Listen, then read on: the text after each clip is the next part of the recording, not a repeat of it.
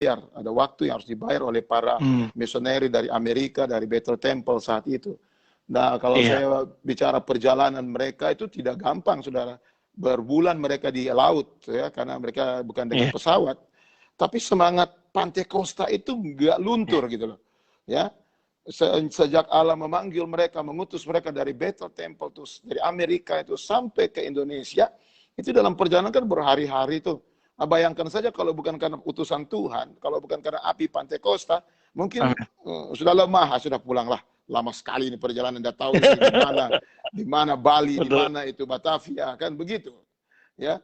Nah, mari kita perhatikan dulu apa kata Tuhan dari firman Tuhan. Saya suka sekali dengan Kisah 1 ayat 8. Kita baca ayat itu. Nah, ketika rasul-rasul ini ditinggalkan Tuhan, lalu Tuhan menampakkan terakhir kali kepada mereka, dan sebelum dia naik ke sorga, dia berpesan kepada mereka. Saya baca saja mulai dari ayat yang ke-6, ya. Di situ dikatakan begini. Maka bertanyalah mereka, Kisah Rasul 1 ayat 6 sampai 8. Bertanyalah mereka yang berkumpul di situ, Tuhan, maukah engkau pada masa ini memulihkan kerajaan bagi Israel? Jawabnya, engkau tidak perlu mengetahui masa dan waktu yang ditetapkan Bapa sendiri menurut kuasanya. Lalu ayat yang ke-8, tetapi kamu akan menerima kuasa kalau Roh Kudus turun ke atas kamu, dan kamu akan menjadi saksiku di Yerusalem dan di seluruh Yudea dan Samaria dan sampai ke ujung bumi. Ini perkataan Tuhan yang mengandung powerful. Amen. Bukan perkataan biasa. Yes. Ya. Kalau kita melihat perkataan ini, saudara, ini menunjukkan bahwa Tuhan tidak pernah menyuruh seseorang tanpa dia menyertai dengan kuasanya. Enggak pernah. Tuhan selalu menyuruh dengan kuasa yang dimiliki untuk orang itu pergi dengan kuasa yang Tuhan berikan. Sehingga dikatakan di sini, kamu tidak tahu bagaimana kerajaan itu dibangun. Nah, perlu kita tahu bahwa bangsa Israel terobsesi dengan kerajaan dari Mesias untuk mengalahkan para penjajah mereka saat itu, yaitu Romawi dan Yunani. Jadi bentuk mereka berpikir bahwa Mesias, raja di atas segala itu, akan datang, membangun kerajaan secara jasmani untuk melawan penindas-penindas mereka saat itu. Sehingga waktu Tuhan berbicara tentang satu kerajaan itu, mereka senang sekali, ini pasti akan dibangun kerajaan secara daging. Tetapi Tuhan bilang, bukan kerajaan itu yang akan saya bangun, tapi suatu kerajaan yang mengandung powerful, yang mengandung kekuatan. Dan kerajaan itu bukan kerajaan dilihat oleh mata, tapi suatu bangunan kuasa Tuhan, bangunan rohani yang dibangun dalam setiap kehidupan roh yang ada. Sehingga dikatakan di situ, ketika Yesus berkata, Yesus menjawab mereka tentang kerajaan itu, dia bilang, Bapakku sendiri yang menentukan hari dan waktunya. Ya, dikatakan dalam ayat itu, ya, dia menjawab kepada mereka, engkau tidak perlu mengetahui masa dan waktu yang ditetapkan Bapa sendiri menurut kuasanya. Ya. Dalam kata kuasa di situ dipakai authority, kuasanya Tuhan. Tetapi kalau kita lihat kuasa yang dipakai disampaikan di situ, ya, bicara tentang exousia, kuasa yang Allah punya yang maha kuasa, dia akan memberikan kepada umatnya. Dan kuasa yang diberikan kepada kita, bagian dari kuasa Tuhan, ya,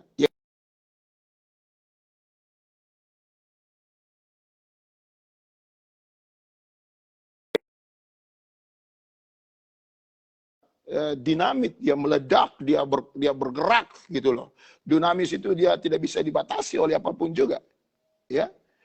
Bahkan dari kata dinamis dan yang dinamit, dia membentuk satu kata yang baru namanya dinamo, penggerak suatu kendaraan yang bisa menggerak.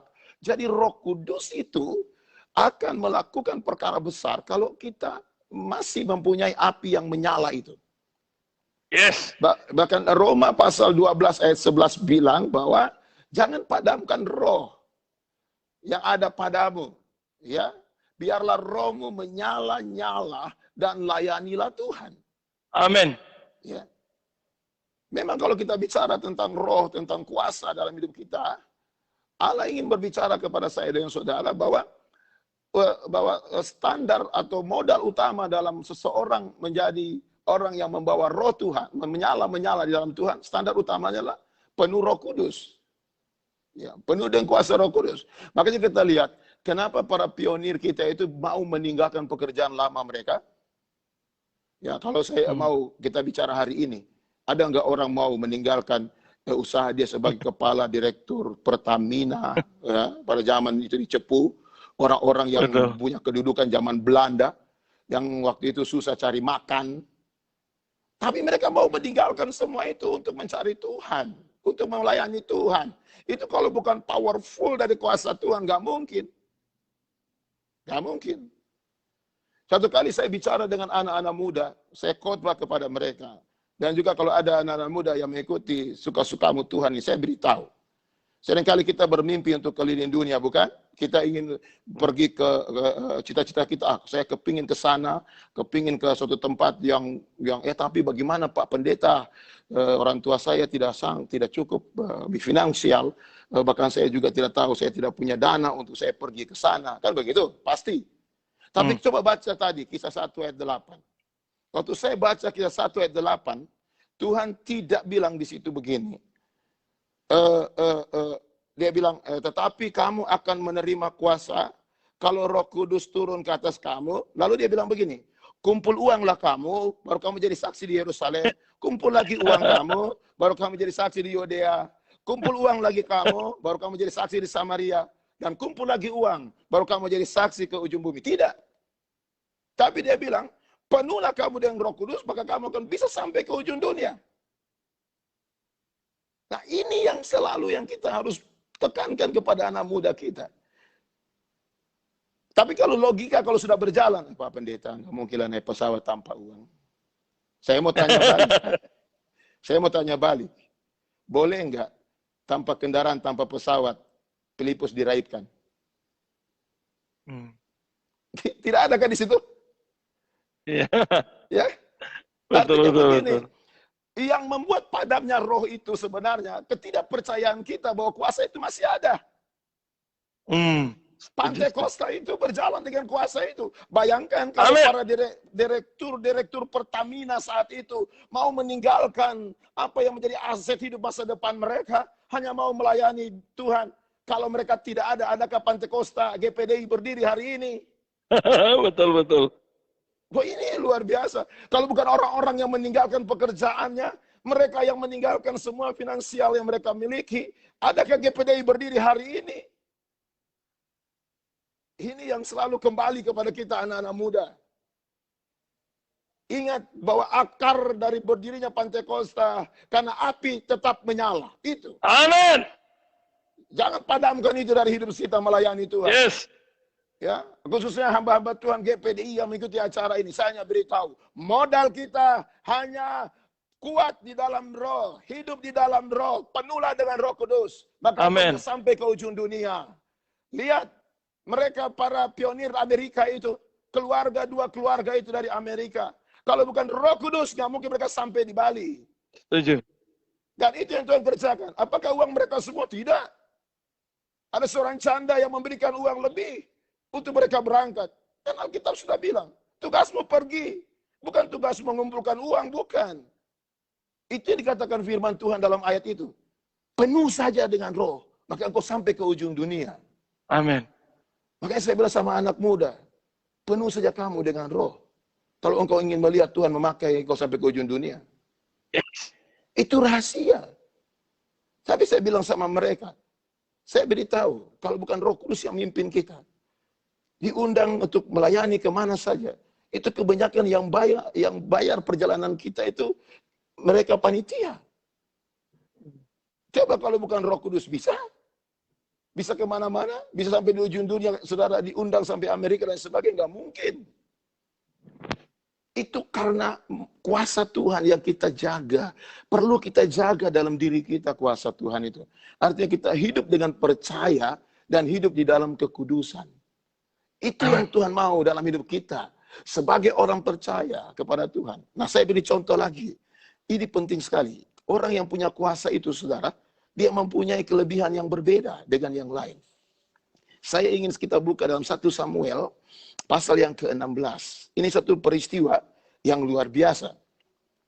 Sebelum Daud mengalahkan Goliat dalam pasal 17, ya, bagaimana Daud mengalahkan Goliat, ada satu peristiwa yang saya lihat menjadi cikal bakal di mana Daud itu bisa mengalahkan Goliat. Yang pertama, saudara lihat, di dalam ayat 1 Samuel pasal yang ke-16, ya, dikatakan di dalam ayat yang ke-16 dia bilang begini. Ayat yang ke-1 sampai ayat yang ke-13. Ayat yang ke-1 dia bilang begini, berfirmanlah Tuhan kepada Samuel, berapa lama lagi engkau berduka cita karena Saul? Jadi memang Saul sudah buat satu hal yang menyakitkan hati Tuhan, ya. Lalu di dalam ayat yang berikut dikatakan, berapa lama lagi ya engkau bersuka cita karena Saul? Bukankah ia telah kutolak sebagai raja Israel? Tuhan sudah menolak. Isilah tabung tandukmu dengan minyak. Pergilah, aku mengutus engkau kepada Isai orang Bethlehem itu, sebab di antara anak-anaknya telah kupilih seorang raja bagiku. Tetapi Samuel berkata, bagaimana mungkin aku pergi? Jika Saul mendengarkan, ia akan membunuh aku. Firman Tuhan, bawalah seekor lembu muda dan katakan, aku datang untuk mempersembahkan korban kepada Tuhan. Kemudian, undanglah Isai ke upacara pengorbanan itu. Lalu aku akan memberitahukan kepadamu apa yang harus kau perbuat. Urapilah bagiku orang yang akan kusebut kepadamu. Lalu ayat 4. Amin. Samuel berbuat seperti yang difirmankan Tuhan. Dan tibalah ia di kota Bethlehem. Para tua-tua di kota itu datang mendapatkannya dengan gemetar. Dan berkata, adakah kedatanganmu ini membawa selamat? Biasanya kalau Nabi sudah datang itu ketakutan besar. Tapi bukan Nabi sembarangan, saudara. Tapi Nabi yang diurapi Tuhan tentunya. Amin. Ya, kalau enggak diurapi Tuhan, dia datang orang pandai enteng. Ya, tapi ini enggak. Haleluya. Ya. Ayat 5, jawabannya, ya benar. Aku datang untuk mempersembahkan korban kepada Tuhan. Kuduskanlah dirimu dan datanglah dengan aku ke upacara pengorbanan ini. Kemudian ia menguduskan Isai dan anak-anaknya yang laki-laki, mengundang mereka ke upacara pengorbanan itu. Ketika mereka itu masuk ke dalam, Samuel melihat Eliab, lalu pikirnya, sungguh di hadapan Tuhan sekarang berdiri yang diurapinya. Dia pikir itu. Tetapi berfirmanlah Tuhan kepada Samuel, jangan pandang parasnya. Mungkin Eliab ini berotot kayak Aderai mungkin ya. Berotot yang tinggi. Ya, sebab aku telah menolaknya, ya. Sebab aku telah menolaknya, bukan yang dilihat manusia, yang dilihat Allah. Manusia melihat apa yang di depan mata, tetapi Tuhan melihat hati. Lihat? Yes. Ini penting, ya. Lalu Isai memanggil Abinadab dan menyuruhnya lewat di depan Samuel. Tetapi Samuel berkata, orang ini pun tidak dipilih Tuhan. Terus sampai ia menemukan ayat 13. Samuel mengambil tabung, ayat 12 dulu. Kemudian disuruhnya menjemput dia yang kemerah-merahan. Jadi dari semua anak Isai, nanti yang terakhir nih, dibilang ada tapi di ladang sana. Diambil dia. Dia kemerah-merahan, matanya indah dan parasnya elok. Lalu Tuhan berfirman, bangkitlah, urapilah dia, sebab inilah dia. Lalu Samuel mengambil tabung tanduk yang berisi minyak itu dan mengurapi Daud di tengah-tengah saudara-saudaranya. Sejak hari itu dan seterusnya berkuasalah roh Tuhan atas Daud. Lalu berangkatlah Samuel ke Rama, menuju Rama. Lihat. Lalu di bawah itu ada pengalaman. Pengalaman apa? Saul, setiap kali Saul kerasukan setan, itu yang dipanggil Daud. Kenapa Saul kerasukan? Saudara kalau baca, ayat yang ke-23 dibilang begini, Samuel 16. Dan setiap kali apabila roh yang daripada Allah itu hingga pada Saul, maka Daud mengambil kecapi dan memainkannya. Saul merasa lega dan nyaman dan roh jahat itu undur daripadanya. Perhatikan itu. Roh jahat itu undur daripada Saul ketika Daud yang diurapi Tuhan ini bermain kecapi. Pertanyaan saya, Kenapa Saul ini dihinggapi oleh roh jahat? Anda kalau baca ayat 14 itu jelas banget. Ayat 13, roh Tuhan berkuasa atas Daud. Ayat 14, tetapi roh Tuhan telah mundur daripada Saul. Ya. Dan sekarang ia diganggu oleh roh jahat yang daripada Tuhan. Ya. Roh jahat yang daripada Tuhan ini bukan Tuhan bikin roh jahat ya, jangan salah mengerti. Dalam bahasa asli dipakai roh yang diizinkan karena Saul sudah tidak punya kontrol lagi oleh roh Tuhan. Jadi saudara, seorang pemimpin, seorang hamba Tuhan, kalau sudah tidak punya roh Allah yang mengontrol dirinya, berarti akan mengontrol dia roh kebalikannya. Ya. Pasti akan mengontrol dia adalah roh jahat. Dan ini sangat berbahaya sekali dalam pelayanan.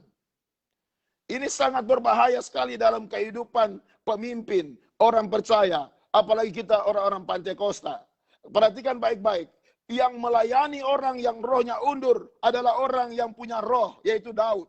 Daud penuh dengan Roh Kudus, lalu dia datang kepada orang-orang yang dipenuhi roh jahat dan dia mengusirnya. GPDI awalnya berdiri dengan cara pelayanan yang demikian. Mereka masuk sampai pelosok desa-desa dengan membawa api Pantekosta, menyembuhkan orang yang sakit, melepaskan orang yang terikat oleh roh-roh jahat, dan membuat orang yang lumpuh berjalan, membuat orang yang buta melihat. Bahkan pernah beberapa kali hamba Tuhan ini membangkitkan orang mati. Lalu pertanyaan seringkali muncul dalam diri kita. Adakah kuasa Pantekosta itu lagi? Adakah kuasa Pantekosta itu? Ini yang harus kita tanya. Jangan tanya ke orang lain. Tanya kepada diri saya dan diri saudara. Masihkah kuasa Pantekosta itu ada? Haleluya. Hanya kita yang bisa jawab dengan Tuhan. Saya nggak bisa menjustis Anda nggak punya Roh Kudus atau tidak. Yang tahu Anda masih punya api atau Roh Kudus atau tidak. Anda sendiri dengan Tuhan. Haleluya. Bukan saya. Yang membuat pelayanan kita diberkati, membuat pelayanan kita semakin maju, yang membuat pelayanan kita melihat Allah beracara dengan kuasanya, hanya engkau dengan Tuhan. Hubungan engkau dengan Tuhan. Sama seperti hubungan Daud dengan Allah. Ketika dia diurapi dengan Tuhan, dia kuat dalam segala hal. Maka dalam perjalanannya, dia menunjukkan powerful dalam pelayanan itu. Dia nggak perlu pakai senjata besar mengalahkan Goliat. Dia hanya memakai yang terkecil dari semua senjata, katapel. Bukan senjata berat. Karena dia tahu bahwa powernya Allah dalam dirinya, kuasa Roh Kudus dalam dirinya cukup bagi saya, cukup bagi Daud. Oleh sebab itu kenapa Daud ketika dia merasa mengecewakan Tuhan, dia jatuh dalam dosa, cuma satu yang dia minta. Jangan ambil rohmu dariku Tuhan. Sebab itu modal utama kita melawan. Itu modal utama. Kalau GPDI bisa masuk 100 tahun sampai hari ini. Karena saudara dan saya lah yang akan membuat GPDI semakin maju. Kalau roh Allah di dalam kita, tetap kita pertahankan dalam kita melayani Tuhan. Itu yang Allah mau dalam hidup saya dengan saudara. Yes. Saya tidak bisa menjustis Anda. Yang tahu apakah Anda masih ada api atau tidak. Masih menyala atau tidak. Hanya Anda dengan Tuhan. Yes. Anda nggak bisa berbohong dengan Tuhan. Sebab engkau hanya melihat Allah berkarya dalam setiap pelayanan hidup ini. Ketika Roh Kudus itu, kuasa Tuhan, masih memenuhi hidup saya dan saudara. Setiap hari saya cuma minta sama Tuhan, jangan pergi rohmu dariku.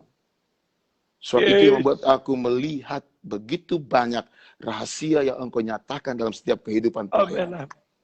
Pekerjaan Tuhan ini hanya bisa bergerak. GPDI hanya bisa maju. Kuasa Pantekosta hanya bisa maju. Tetap berjalan.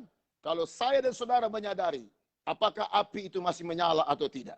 Saya tidak mengatakan kepada orang, saya mengatakan kepada diri saya sendiri. Biarlah ini menjadi kekuatan kepada saya dan saudara, di dalam waktu yang singkat ini, untuk kita mengerti tentang betapa hebatnya kuasa Tuhan kuasa Pantekosta, api Pantekosta yang melanda dunia ini, terutama melanda bangsa kita Indonesia. Kalau sampai hari ini, dia 100 tahun di bangsa ini, saya bangga. Saya pernah menunjukkan kebanggaan saya sebagai orang Pantekosta. Ketika saya harus berhadapan dengan orang ini menutupi gereja Pantekosta, saya katakan kepada mereka, kalian belum lahir, GPDI sudah ada. GPDI sudah 100 tahun di bangsa ini, kenapa kalian mau tutup pelayanan yang ada? Seringkali kita, saudara, lebih bangga melihat gereja yang lain daripada bangga melihat GPDI dengan apinya yang tetap menyala. Yang membuat kecil gereja kita siapa? Diri kita sendiri. Tapi yang bisa membuat gereja itu semakin besar ketika semua pendeta GPDI dan semua jemaat GPDI membuka hati terus bagi Roh Allah memakai mereka untuk kemuliaan nama Tuhan. Biarlah firman yang singkat ini menguatkan saya dan saudara. Haleluya.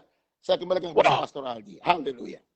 Biasa Bapak Ibu, saya percaya menjadi renungan kita pada sore hari ini bukan bertanya kepada orang lain, tapi bertanya malam hari ini sore, masihkah ada api dalam hidup kita? Amin. Masihkah ada api dalam pelayanan kita? Haleluya. Dapat sesuatu yang luar biasa. Bagaimana Bapak Pendeta Feki, atau saya sering panggil Kak Feki, setiap hari bertanya, biarlah Roh Tuhan terus memenuhi. Karena saya tahu ya, kakak saya ini ya guru, dosen, tapi beliau terus mengandalkan pekerjaan Roh.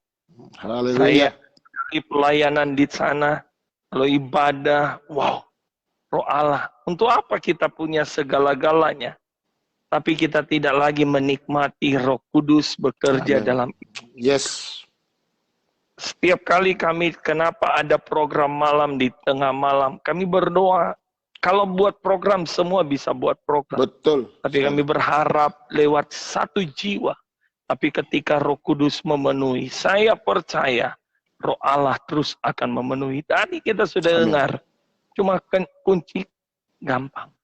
Kita percaya, kita hidup dalam kekudusan. Amin. Saya percaya 2 poin ini akan, jangan saudara bertanya kepada orang lain, masihkah kita percaya pekerjaan Roh masih ada? Atau kita masih hidup dalam kebenaran firman Allah? Afek, boleh saya bertanya? Silakan. Ya. Kita lihat ini, gereja kita seminggu lagi, ya, seminggu lagi kita memperingati 100 tahun. Dan ada banyak hal yang dilewati dari 2 keluarga datang. Kalau bukan pekerjaan Roh, bukan pekerjaan Roh Kudus, mereka tidak mungkin ada di Indonesia, di Batavia, dengan waktu. Kalau sekarang orang naik pesawat 26 jam dari Amerika bisa sampai Indonesia. Tapi ini ada proses waktu dalam perjalanan yang cukup lama untuk sampai ada di Indonesia. Boleh nggak pengalaman Kak Feki dalam pelayanan yang benar-benar, satu pengalaman yang benar-benar Roh Kudus terus bekerja yang Kak Feki alami dalam pelayanan? Kita kan sebagian ya sebagai hamba Tuhan. Iya, pertama saya coba melayani waktu itu memang dari awal saja waktu saya mau melayani Tuhan. Ya mungkin saya sudah pernah cerita beberapa orang yang tahu tentang background saya. Karena saya bukan dari keluarga hamba Tuhan, ya. Papa saya itu pelaut. Ya, karena memang saya tertulus itu dari Tagulandang dan mami saya itu Languan. Ya, jadi tidak ada dalam hati saya awalnya mau jadi pendeta. Saya mau jadi pelaut juga. Paling tidak jadi alat negara lah, angkatan laut begitu ya. Karena saya sudah menjadi terobsesi dengan saya punya kelebihan banyak hal di dalam kepemimpinan saat SMA. Pernah jadi pemimpin pramuka yang dipakai waktu itu, pernah jadi pasukan bendera pusaka atau paskibraka, ya sampai hari ini masih ada, dia punya semua embel-embel itu.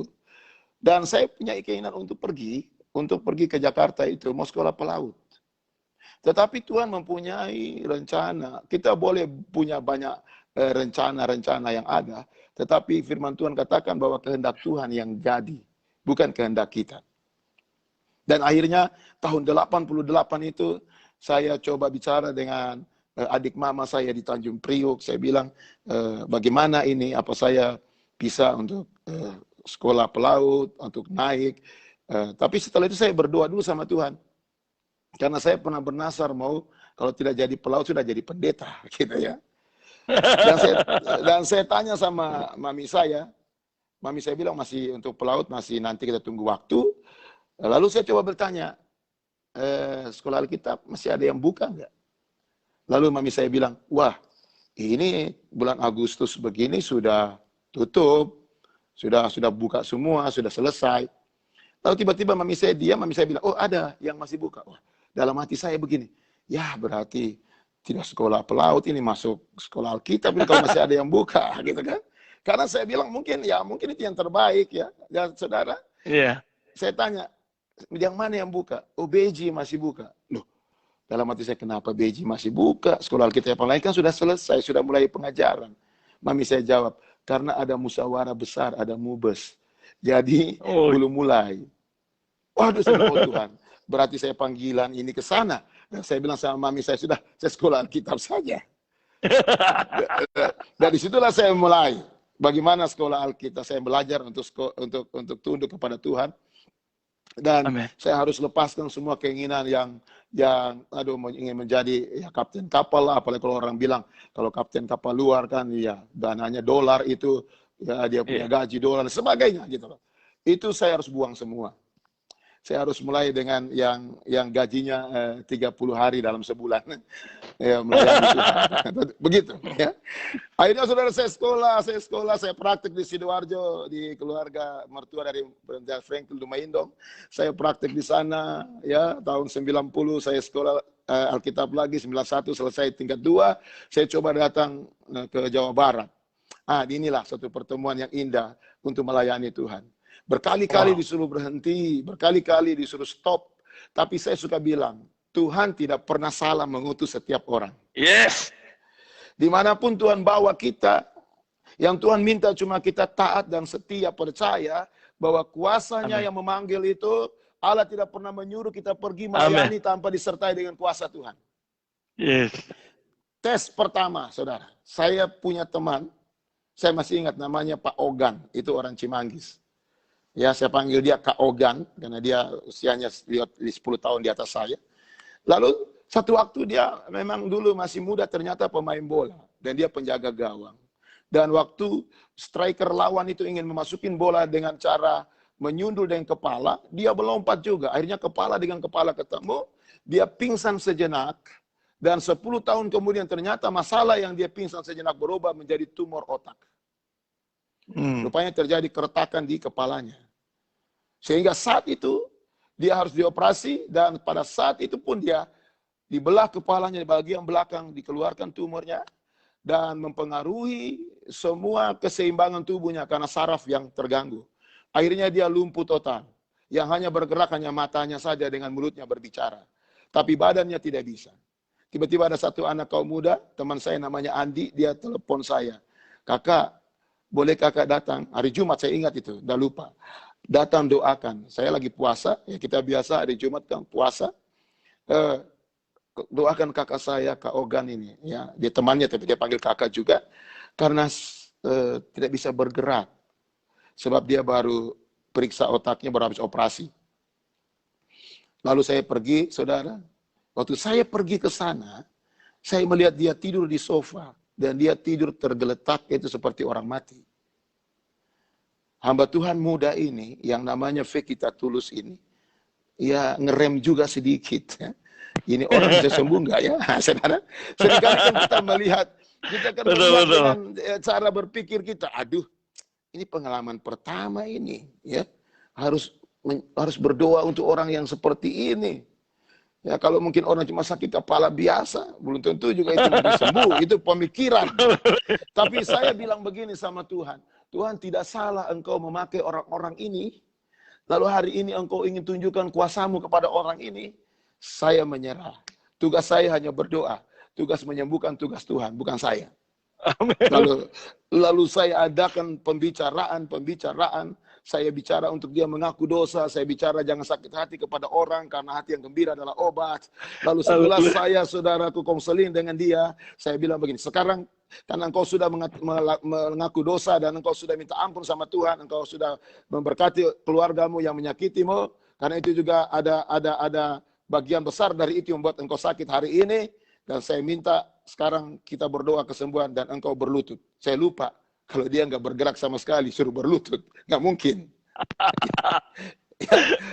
Tapi saya, karena sudah terlanjur bicara, nah ini kalau pendeta udah terlanjur bicara kan, menarik ulang susah gitu kan. Akhirnya saya suruh temannya itu, kau pegang dia, suruh dia berlutut. Biar dia tidak bisa, kasih posisi. Jadi saudara bayangkan dia berlutut, miring sebelah kanan, berlutut, kan lemah badannya. Tapi saya paksa dia berlutut hari itu. Mau jatuh ke dia, mau apa, berlutut ngana di situ. Begitu berlutut lalu saya berdoa, saudara. Tuhan, saya hanya hamba biasa. Saya bukan Tuhan. Saya hanya hamba. Lalu ketika saya berdoa, saya suruh dia, Ogan bilang, saya sudah sembuh. Dalam nama Yesus, oleh bilur Yesus, saya sembuh. Dalam nama Yesus, oleh bilur Yesus, saya sembuh. Begitu amin, saya nggak mau tes. Karena saya namanya kan, saya nggak mau tes. Saya bilang balikin lagi dia ke tempat tidurnya ulang. Balikin lagi, saudara. Begitu dibalikin saya pulang. Saya bilang, Ogan, saya pulang dulu ya. Yakin sudah sembuh? Iya, Om. Ya, padahal dia lebih tua, dia panggil saya Om. Iya, Om. Sudah. Akhirnya saudara saya pulang. Dalam perjalanan saya bilang sama Tuhan, Tuhan, sembuh nggak tadi ya? Saya hanya tanya sama Tuhan aja. Tapi saya yakin pasti Tuhan tolong. Karena apimu itu masih ada. Kuasamu itu masih ada. Amin. Ya. Benar, saudara, begitu sampai di rumah, telepon masuk.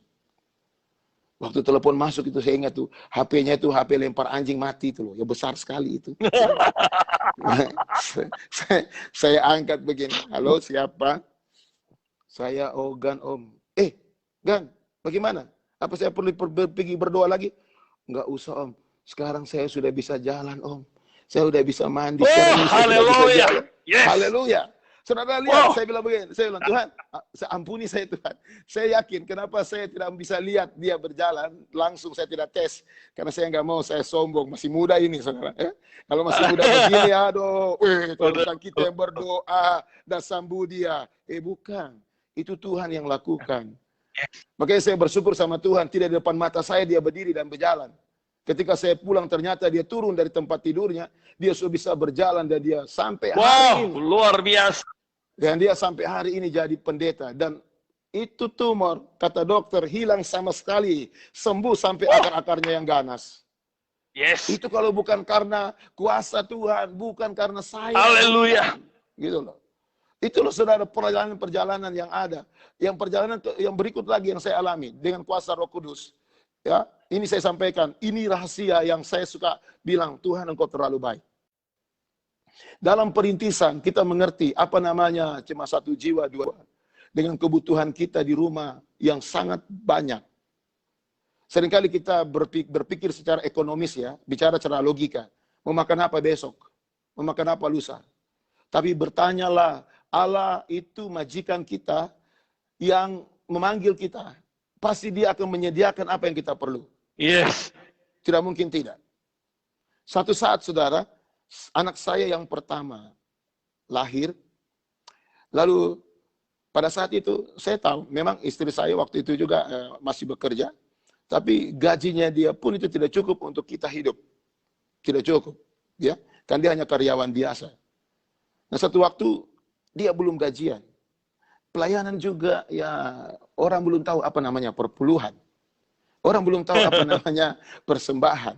Yang mereka tahu mereka dibina anaknya sekolah minggu, mereka masuk gereja, ya itu yang mereka tahu. Ya, karena mungkin dari gereja lamanya nggak pernah diajar yang demikian.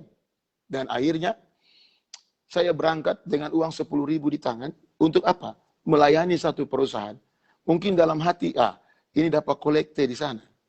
Untuk apa? Untuk beli susu anak saya. Anak saya itu susunya itu karena dia tidak minum susu ibu, cuma seberapa hari tidak bisa karena memang ibunya air susunya nggak bisa banyak, akhirnya tidak lama dia minum susu. Jadi harus minum susu yang mengandung kadar vitamin dan protein yang tinggi. Itu susu mahal. Saya masih ingat itu susu itu, namanya Morinaga. Oh, itu mahal sekali. Ya. Lalu itu di atas 10.000 satu kaleng. Kalau tidak salah 26.000 atau 28.000. Sedangkan bagi pelayanan ini cuma 10.000. Itu Citerep pelayanannya, saya ingat tuh. Gunung Putri Citerep, pulang pergi 5.000. Berarti kan tinggal 5.000. Susu apa 5.000? Nggak ada. Anak saya akan kehausan di rumah, minum susu nggak ada. Istri belum gajian, nggak mungkin dong. Ya. Nah, akhirnya saya berdoa sama Tuhan. Waktu keluar saya baru ingat bahwa melayani di perusahaan ini tidak ada kolekte, saudara. Kolekte itu hanya dikasih sebulan sekali. Itu pun sebulan 100.000. Coba. Jadi sebulan masuk rekening 100.000. Kalau hidup dengan kekuatan itu nggak mungkin.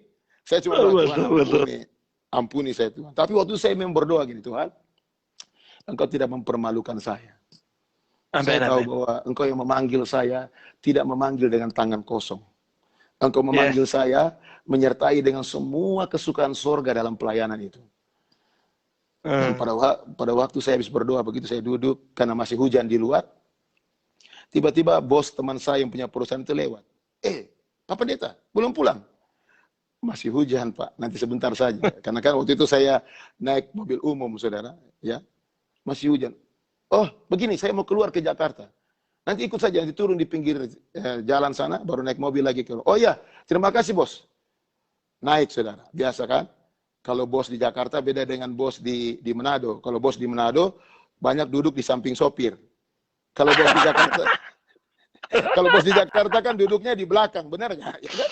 Kalau bos di Jakarta bos semua, ya. Kalau di Jakarta duduk di belakang, kalau di Manado duduk di depan, di samping sopir. Nah, itu bedanya. Nah, bos ini duduk di belakang, lalu dia suruh saya duduk di samping sopir di muka. Nah, saya duduk. Kalau tidak salah naik mobil Mercy waktu itu, saya duduk di depan, dia di belakang. Saudara, ini bos dekat sekali dengan Tuhan. Karena dia mengikuti satu gereja karismatik yang tidak pernah tidak basah roh tiap hari. Dan begitu saya duduk di depan, tiba-tiba dia basah roh di belakang. Saya kaget, saudara. Saya bilang orang Pantai Kosta, basah roh bukan, saya harus koreksi juga kan begitu tuh. Saya diam. Saya diam, Tuhan. Apakah engkau mau berfirman atau bagaimana? Saya diam. Saudara, tiba-tiba itu bos bilang begini. Pak Pendeta Feki, boleh saya bertanya? Kayaknya Bapak Pendeta Feki hari ini ada masalah yang ingin Bapak Pendeta Feki sampaikan kepada Tuhan. Roh itu berbicara kepada saya. Saya kaget. Saudara bayangkan, saya kaget. Lalu dia bilang begini, benar gak ini Pak Pendeta? Kalau benar, bilang iya. Kalau tidak, gak apa-apa. Tuhan bicara dalam hati saya, Roh Kudus itu bicara. Kasih uang ini kepada Pak Pendeta, 100.000. Saya ingat, 100.000 yang plastik itu loh. Dia tunjukkan dari belakang ke depan. Pak Pendeta Feki, ini Roh Kudus bicara, Pak Pendeta Feki harus terima ini. Apakah benar Pak Pendeta Feki membutuhkan? Saudara, saat itu saya bilang begini, Pak, saya nggak tahu kalau Roh Kudus bicara itu. Tetapi saya yakin, memang Tuhan yang menyuruh, karena saya perlu beli susu anak saya. Saudara bayangkan. Saat itu 26.000 satu kaleng, saya beli 3 kaleng langsung. Itu Bapak itu habis dia basah roh, habis dia basah roh, lalu dia turun, lalu dia basah roh terus sampai dia cuma angkat tangan sama saya. Lalu dia berangkat ke Jakarta dengan mobilnya. Saya di jalan selalu bilang, Tuhan, Rohmu itu dahsyat. Dia bisa menyentuh siapa saja untuk menggerakkan hati. Saudara lihat, Allah itu dengan kuasanya, kuasa Pantai Kosta yang menyala itu modal utama untuk kita melayani. Tidak ada yang lain. Jadi itulah pengalaman yang saya alami ketika saya melayani Tuhan. Itu baru pengalaman kecil. Saya nggak bicara pengalaman yang besar, yang membuat orang-orang yang menutup gereja harus Tuhan cabut napasnya satu-satu. Enggak, saudara. Saya hanya bicara yang pengalaman dulu, bagaimana Tuhan melakukan perkara besar dalam hal kebutuhan hidup. Nah, ini yang saya sampaikan, Pastor Aldi. Wow, luar biasa, bahwa kuasa Tuhan luar biasa. Kita akan masuk walaupun Kak Feki tidak akan bilang, tapi kita akan tanya. Memang tadi saya udah mau tanya tentang poin kedua ini, bagaimana saudara akan dengar kesaksian siapa yang tidak kenal Jawa Barat dengan ada banyak tantangan ya. Beda dengan di Manado ya. Kalau di Manado ya tidak alami seperti yang kita alami. Kita tahu ada beberapa kali resolusi yang bisa aja Kak Feki bilang lebih baik kita tiba pulang di Sangir, ya kan? Betul. Ya kan? Iya. Boleh nak sedikit bersaksi Kak untuk pengalaman Roh Kudus bekerja ketika pelayanan di Gunung Putri, Pak? Iya. Dari awal saya terobsesi dengan berbagai macam kesaksian para pionir kita ketika masuk suatu daerah yang menolak. Dan saat itu saya diberi kesempatan untuk alami hal yang sama. Saya pikir memang secara kedagingan kalau saya mau ya nggak apa-apa, saya bisa juga potong dorang satu-satu, mungkin begitu kalau bilang kedagingan ya. Tetapi ketika saya harus belajar bahwa saya dipanggil untuk melayani Tuhan, kuasa yang beserta saya lebih tinggi daripada emosi saya, sehingga saya harus menyerahkan semua ke dalam tangan dan kehendak Tuhan. Dan saat itu saya ingat sekali, pada waktu saya pelayanan pertama kali satu desa ya dekat saya ini, namanya Desa Wanaherang. Dan saat itu memang beberapa kali kami bikin acara Natal, nggak ada masalah. 2 kali saya bikin Natal pasang tenda di jalan. Orang terkaget-kaget semua, ini gereja ini berani sekali gitu. Tetapi tahun yang ketiga, rupanya mereka sudah susun strategi untuk menutup pelayanan itu. Dan saat itu mereka menutup pelayanan yang saya diizinkan Tuhan layani itu karena mereka resolusi orang tua saya pindahkan di satu perumahan di tempat yang saya tinggal sekarang. Sedangkan sekolah minggu masih berjalan di sana. Dan saya pergi melayani. Ketika saya melayani sekolah minggu itu, mereka menyerbu saya dengan alasan, saudara, pengumuman di rumah ibadah mereka, ada kerja bakti, silakan bawa golok dan bawa pacul, linggis dan sebagainya. Nggak tahu itu untuk kepung saya dengan linggis dan pacul itu, saudara. Ya, lalu mereka datang mengepung. Lalu saya lihat mereka, pertama memang emosi agak mau naik. Ya, karena ya background saya, saudaraku, saya ban hitam bahkan sudah mau dan 1 karate. Saya pikir, kita kasih habis dorang ini. Kita lipat dorang satu-satu. Biar dorang mati lebih dari 1, kita cuma 1 mati. Kan begitu. Tetapi Tuhan tidak punya pemikiran seperti saya. Dia lembutkan hati saya. Saya bilang begini, Bapak RT dan Bapak RW, ini ibadah anak-anak. Tunggu selesai dulu saya ibadah, baru kita bicara mau lanjut atau tidak. Iya Pak, silakan. Tapi yang di luar tidak, jangan angkat linggis, angkat pacul, saudara. Wah, saya bilang ini mobil di luar ini habis, ini hancur mobil yang saya bawa. Kebetulan memang istri ada mobil dari kantor yang disuruh pakai. Saya bilang bahaya ini, hancur ini mobil. Nah, saudara tahu, istri saya itu lagi Ambon lagi rusuh. Poso, Ambon itu lagi menggejamuk. Jadi saudara bayangkan itu. Jadi dia punya roh itu, roh sakit hati itu, udah tinggi sekali. Berhenti, tutup, saudaraku. Lalu mereka mulai anjung-anjungkan golok mereka, linggis, waduh saudaraku. Lalu saya pikir-pikir, aduh istri saya ini, kasihan istri saya ini, ya. Tahun 98 kalau tidak salah itu ya. Saya bilang, aduh, ini lagi hamil anak kedua. Saya ingat, ya. Lagi hamil anak kedua, lalu seperti itu, saudara. Lalu tiba-tiba, saudara tahu, saya bilang, sebentar, saya berdoa dulu. Habis saya berdoa, saudara, saya keluar, saya bilang, anak-anak, jangan menangis. Saya suruh anak-anak sekolah minggu itu berdoa. Bilang sama Tuhan Yesus tolong, jangan mempermalukan kami Tuhan. Anak-anak saya suruh berdoa. Mereka menangis sambil berdoa. Dan waktu pulang anak-anak itu ada 8 anak itu. Sambil menangis saya bilang, ayo jangan nangis ya. Naik di mobil om. Naik saudara. Keluar. Itu mobil padahal mereka serempet. Tidak ada gores sedikit pun. Tidak ada mereka sampai. Haleluya. Tidak ada. Saudara. Dan begitu saya sampai di rumah. Mereka pikir saya akan berhenti ibadah saudara. Tidak. Minggu berikut saya datang. Tapi mereka sudah diam semuanya. Lalu saya tanya, kenapa mereka diam? Biasanya mereka akan datang lagi. Apa jawab mereka? Kami ada tiga ibu saudara yang suaminya ikut demo, bilang begini, itu yang di sampingnya Pak Gembala yang baju putih tinggi berdiri angkat tangan itu siapa?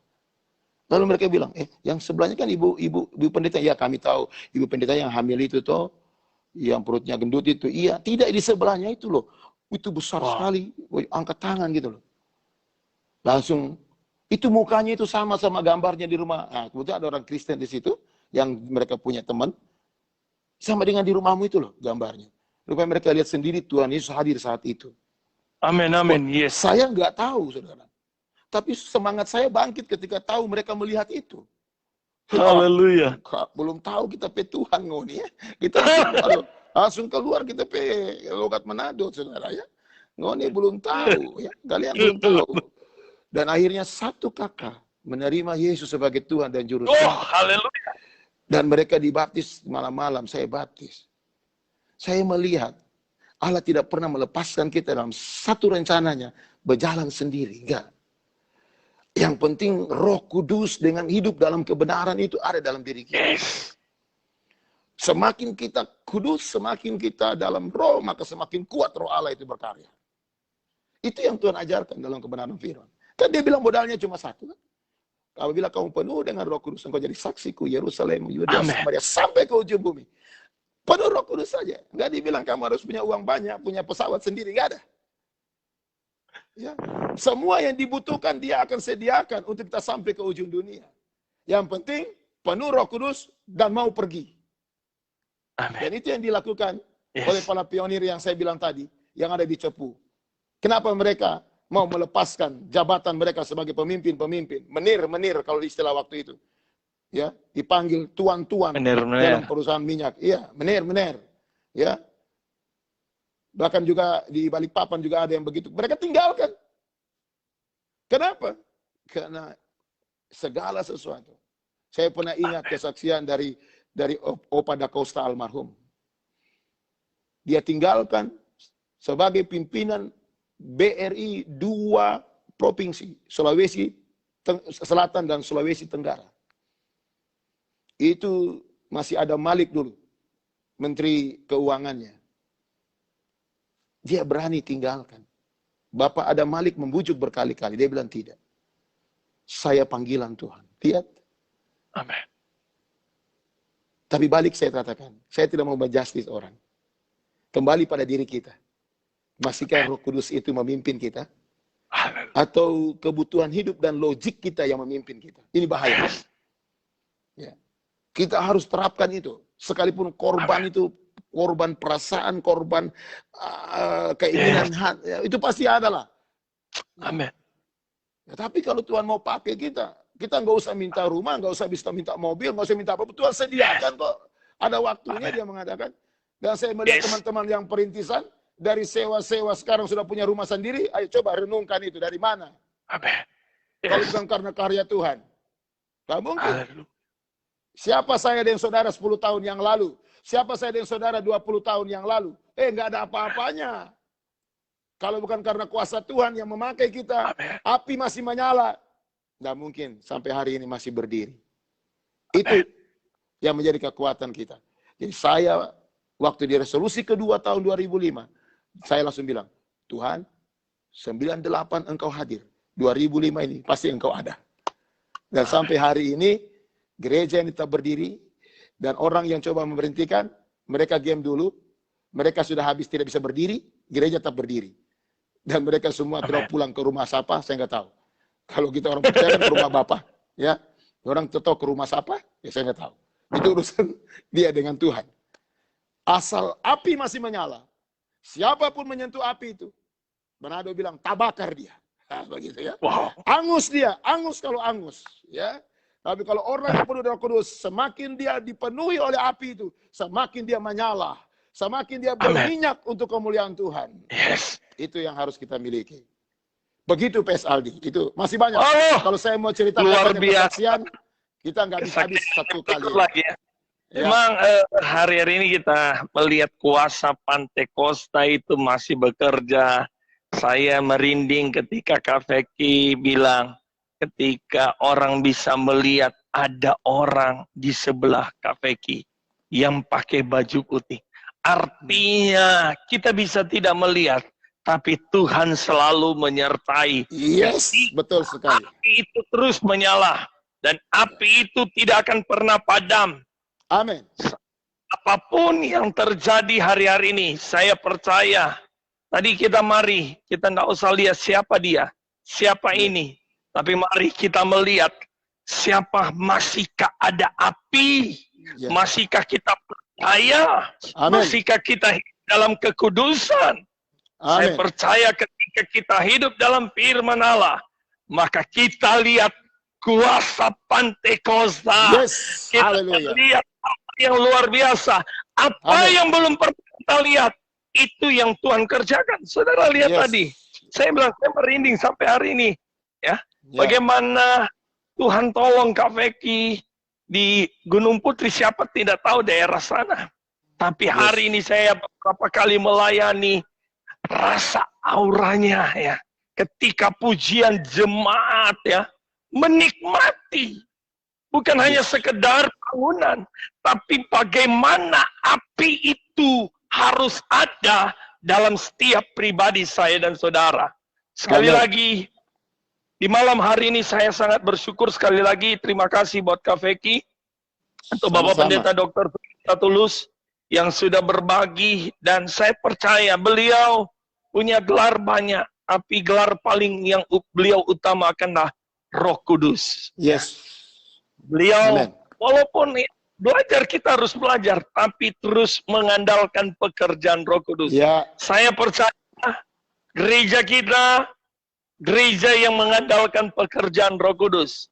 Bukan hanya gereja yang punya pengalaman, tetapi doa kita, gereja ini terus kita setiap hari kita berjalan dengan pekerjaan Roh, maka kita lihat hal-hal yang luar biasa. Karena saya yakin bahwa di akhir zaman ada banyak hal yang perbuatan Tuhan yang akan terjadi.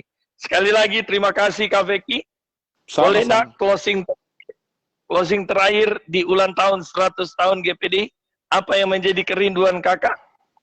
Sebagai hamba Allah, sebagai hamba Tuhan, mari kita kembali kepada cita-cita para pionir dari awal, yaitu membawa gereja Pantekosta di Indonesia tetap penuh dengan Roh Kudus. Bukan hanya perkataan atau letter-letter, tetapi benar-benar terjadi dalam setiap pribadi para pemimpin terutama, turun kepada para gembala, dan turun kepada seluruh jemaat, untuk mereka tetap mengandalkan Roh Kudus, untuk melihat Allah berkarya, sebab zaman ini telah akhir, supaya kita akan melihat banyak orang akan diselamatkan untuk kemuliaan nama Tuhan. GPDI tetap GPDI, GPDI tetap jaya, dan sekali Yesus, tetap Yesus. Haleluya. Haleluya. Saya percaya bahwa di 100 tahun ke depan ada api yang luar biasa akan terus membakar. Apa yang pernah terjadi tempo dulu di Languan, pernah terjadi di Lalumpe, air bisa air keluar, mata air. Dan saya percaya kuasa itu yang terjadi di Papua, kuasa yang terjadi di Medan, kuasa yang terjadi Jawa Timur, Sumatera, Makassar, dan hari ini kita percaya Indonesia akan penuh dengan api Roh Kudus ketika kita terus bersatu untuk memuliakan nama Tuhan. Haleluya. Puji Tuhan. Sekali lagi terima kasih Kak Veki. Kita akan berdoa, kita doakan para pemirsa ya, walaupun dalam situasi hari-hari ini, biarlah api itu terus menyala, terus membakar, dan lewat peristiwa yang sedang terjadi hari-hari ini, saya percaya api Pantekosta bukan api buatan, tapi api yang benar. Yang menyala, bukan hanya sekedar simbol yang kita bawa, tapi api itu terus menyala. Dan lewat program yang sederhana ini, kami rindu setiap malam kami berdoa, biarlah ketika program ini hadir lewat hamba-hamba Tuhan, memang kami tidak bisa lihat saudara, tapi saya percaya kuasa Pantekosta, kuasa Tuhan menjamah dan memulihkan saudara, memberikan satu semangat, satu keyakinan bahwa dia tidak pernah berubah. Haleluya. Saya minta Kak Veki untuk berdoa malam Mari hari ini. sama-sama kita berdoa. Bapa di sorga, kami panggil dalam nama Yesus. Terima kasih Terima banyak kasih. buat anugerah-Mu, urapan-Mu atas pelayanan malam ini. Berdoa khusus bagi mereka yang mengikuti pelayanan ini. Kalau mereka ada yang lemah, kalau mereka ada yang kecewa, kalau mereka ada yang sakit, kalau mereka ada yang mengalami masalah dan persoalan, Tuhan melalui api Pantekosta, melalui kuasa Roh Kudus, turun atas mereka, melawati, menyembuhkan, memulihkan hidup mereka. Dan kuasa Tuhan terjadi dalam kehidupan pribadi yang menyaksikan acara ini. Bahkan hamba berdoa bagi para hamba Tuhan juga yang sama